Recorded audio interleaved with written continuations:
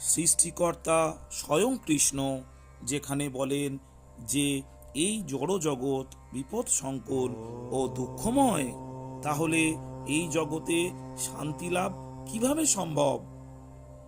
জড় জগতের সর্বোচ্চ গ্রহ থেকে সর্বনিম্ন গ্রহ পর্যন্ত সকল স্থানই জন্ম মৃত্যুময়, দুঃখে পরিপূর্ণ। এই জগৎ দুঃখময়ই নয়, অনিত্য। শুধু ত্রিতাপ ক্লেশ ভোগ করে কেউই এই জগতে বসবাস করতে পারে না। এমনকি এই স্থানে চিরকাল থাকা যাবে না। এখানে থাকার সময় সে শুধু শাস্তি লাভই করবে না, সেই সঙ্গে শেষ পর্যন্ত তাকে এই জগৎ থেকে দূর করে তাড়িয়ে দেওয়া হবে।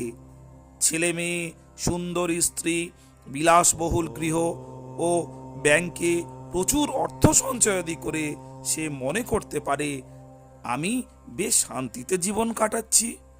কিন্তু যে কোনো দিনই এই জগৎ পরিত্যাগ করার জন্য তার ওপর হুকুম আসতে পারে।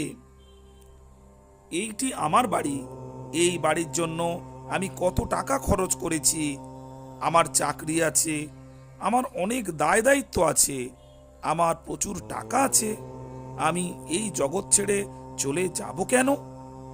সে এইরকম প্রশ্ন করতে পারে। উত্তর হচ্ছে, এখান থেকে দূর হও, বাজে কথা বলো না, দূর হও। সেই দিনই একজন ভগবানকে অনুভব করে, সেই দিনই সে ভগবানকে দেখে।